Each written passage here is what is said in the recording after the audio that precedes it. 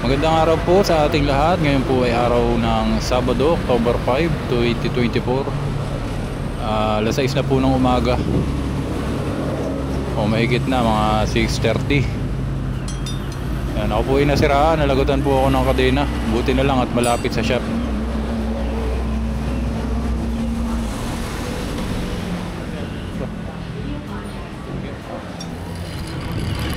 Yan, bali ngayon ay uuwi na lang po ako ngayon sa amin ng mas maaga.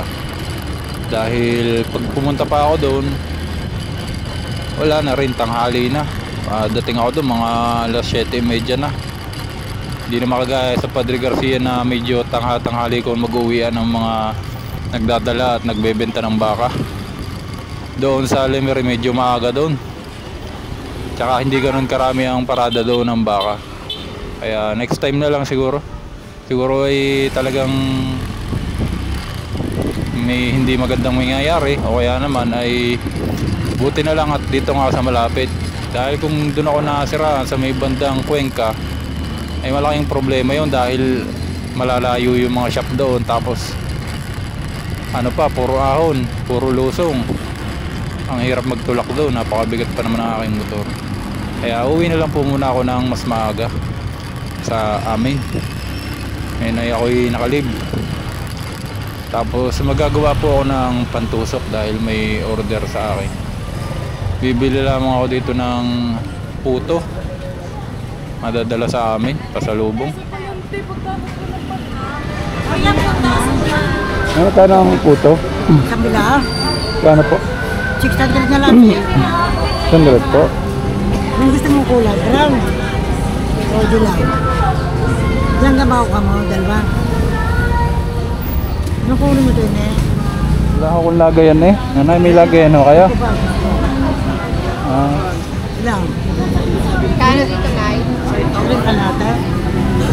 Hindi ho. Yung Are liwa. na, are o. 60 na lang, are. 60 are? Oo. Bali, 120 ang dalawa. Magkano nanay pag isang bilao po? Anim na lang. Sa inyo nanay, magkano po sa inyo? Ha? Magkano po sa Hindi inyo? po, 600. Pero lang. Isang bilao po, magkano po? Itong ganito? Apa. 500 lang. 500 po. Ay, ba't mas mura kayo na? O, isa pa rin eh, oh. Ganito ang gagawin natin, nanay. Nakakampas ka eh. Ako bibili sa inyo ng isa. Oo. Isang bilao. Ako bibili kay nanay ng isang bilao. Tag isang bilao. Nakakampas eh, dalawahin mo na.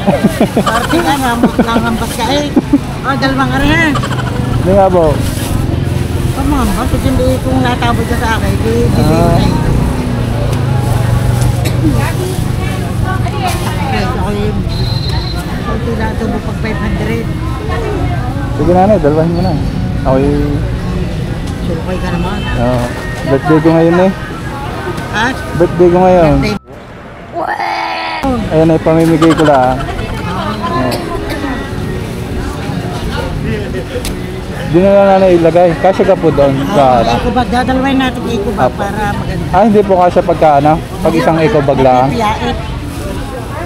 Magkano po ang eco bag? Ay, tapos mo na iyo na. Sabi ko, salamat po. Birthday ko na sa iyo. Opo.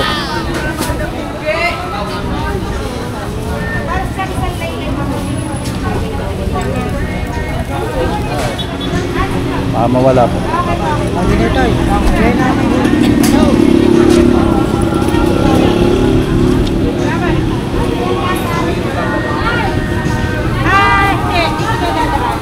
Ilan taon ko naman? Bata po. 32 lamang po. Kalakasan pa. May anak ka na. Wala pa ako kasawa eh. Dalat binata ka pa. Wala akong mapaibig.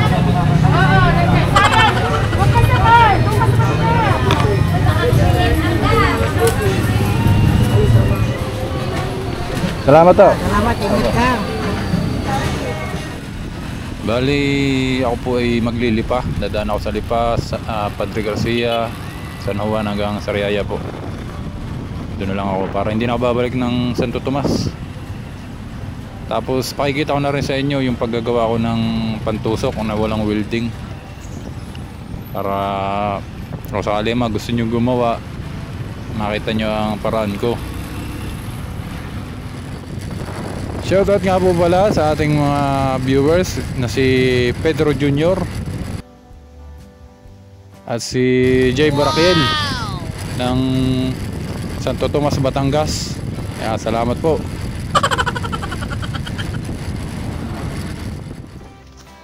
Bali kakailanganin po natin ang stainless na ang sukat po ay 1/2.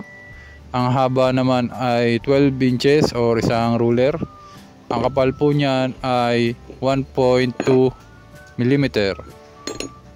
Kaya medyo matibay na po yan. Hindi na po yan basta mapuputol. Pwede pong maliko pero hindi po mapuputol. Ayan. Tapos kasunod naman po ay grinding wheel na manipis. Halos makapal lang ng konti sa mga cutting disc. Pero ito po ay grinding wheel. Yan, kailangan din po natin ng grinder at saka syempre grinding or cutting disc. Tapos isa pang grinder. Yan, dalawa po yung grinder ko, isang 1000 watts at isang 650 or isang basta wala pa tong 1000 watts na isa. Yan, mahina lang po sa kuryente. Yan, 580 watts lang. Hindi kagaya nitong isa na 1000. Yan, tsaka po martilyo. Pampukpok natin mamaya para maglapat yung stainless. At syempre yung ating mga goggles, gloves at tsaka yung ear protector. So, umpisa na po natin. Hanapin nyo lang ho muna yung dugsungan sa loob. Meron po yung weld line, yung pinakadugsungan niya. So hindi nyo po iyon basta-basta makikita sa labas. Yun po ay sa mga gantong stainless po, yan po ay makinis po ang labas niyan. Hindi kagaya ng mga GI na makikita nyo agad kung saan yung dugsungan, sa labas man o sa loob. Ang mga stainless po ay hindi nyo makikita sa labas. Kailangan silipin nyo muna sa loob kung saan yung parte na magkadugsong. At yun po yung ating hahatiin. Doon po tayo magsisimulang mag-grind.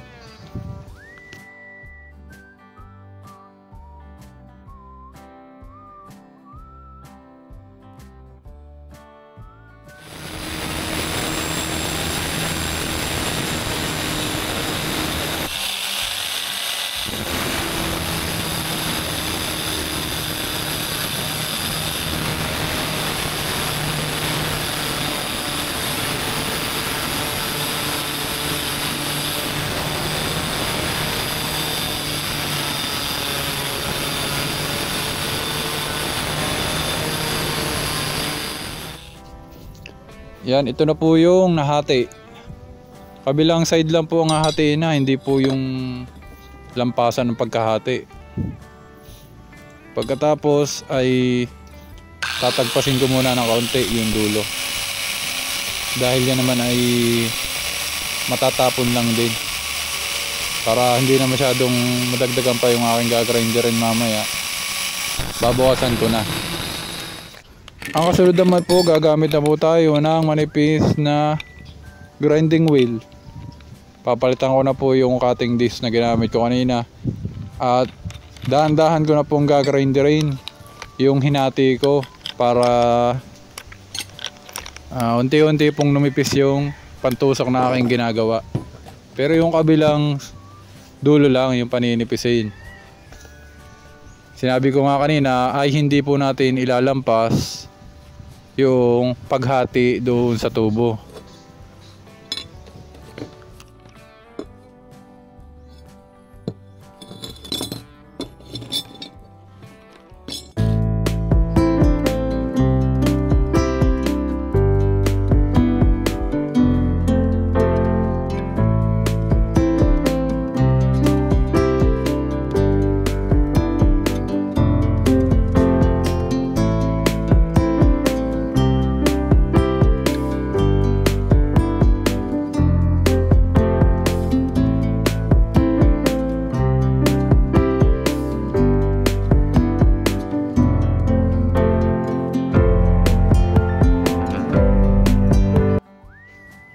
ito na po yung kinalabasan ng ating pinagpaguran. Yan.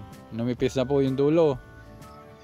Ito po ay madali na po lumampas pag itinusok sa ilong ng baka. Yan, ayaw lang mag-focus ng ating camera. Yan, napakatulis na po niyan. Wala po yang welding.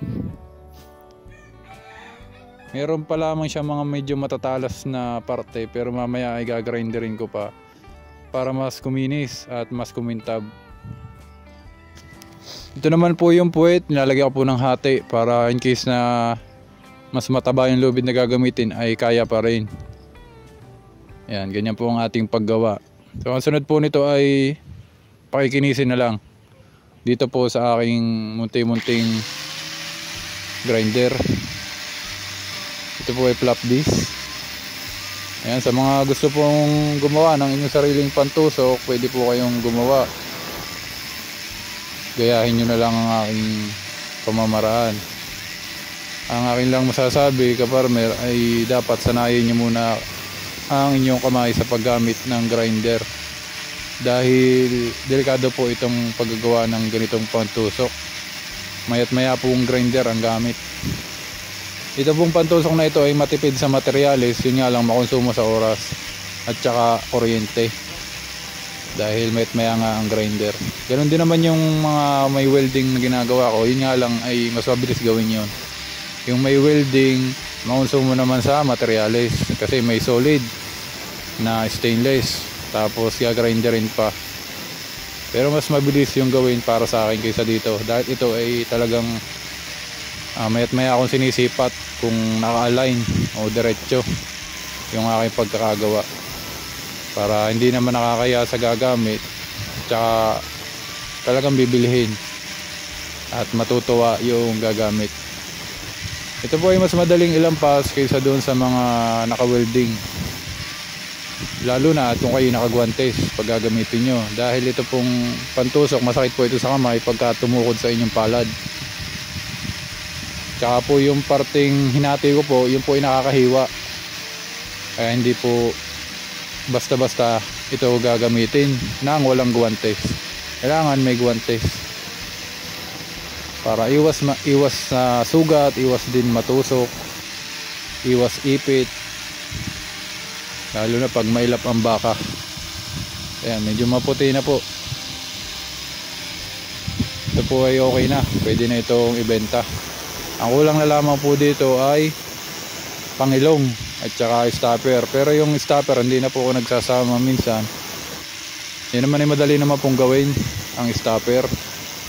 Pwede po ang mga tsinelas na luma, gaya nung yung Dragon na tsinelas, napakakunat po nun. O kaya pinakamaganda yung PVC na makapal. Yun nga lang, kailangan nyo pa rin ng gamit para makagawa ng stopper pag PVC. Kaya isa sa pinakamagandang gawitin na madaling gawin ay tsinelas na medyo matigas.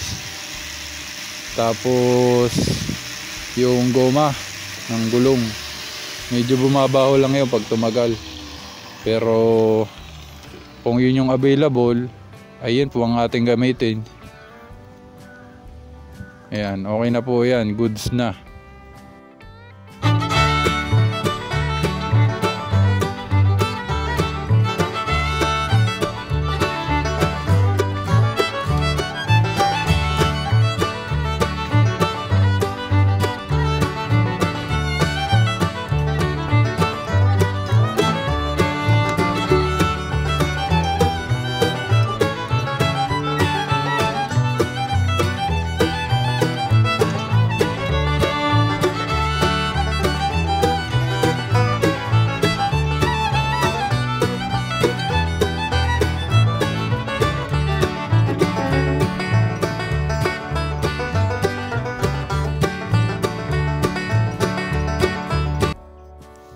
Ngayon, maraming salamat po sa nagpagawa at nagpa-reserve ng ating pantusok, at sa mga subscriber din natin, maraming salamat po sa inyo, sa inyong panonood at sa inyong oras.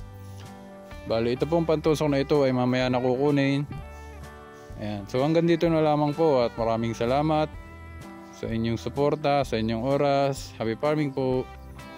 Ingat po kayo at God bless. Maraming salamat.